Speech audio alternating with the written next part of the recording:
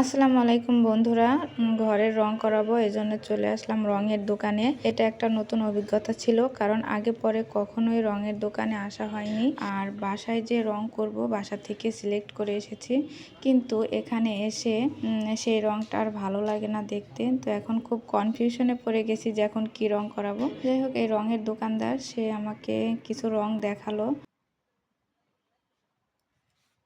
এরপরে এই রংগুলোকে যা করছে সেটা আগে কখনোই আমি দেখিনি। এটা নাকি প্রসেস করতে হয় মেশিনে দিয়ে। তো মেশিনে দিয়ে একটার পর একটা দেখুন দুইটা মেশিন, এটা একটার মধ্যে ঘোরায় আর একটার মধ্যে রং কালার মিক্স করে, দুটা রং দিয়ে একটা রং করে। দেখুন সেটা করছে।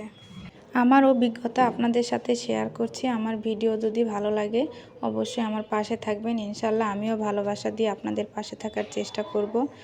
আর আমি যে ঘরে রং করাবো এই রংটা আমি করানোর পরে আপনাদের সাথে শেয়ার করব। আর কেমন হয়েছে আমার ভিডিওটা অবশ্যই জানাবেন। দেখুন এভাবে রংগুলোকে ঘুরিয়ে তারপর এটার প্রসেসিং হচ্ছে।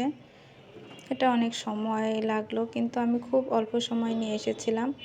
যাই হোক, অনেক বেশি সময় লেগে গেছে। আমি রঙের মিস্ত্রির কাছে রঙগুলো কিনে তারপরে পাঠিয়ে দিয়েছি।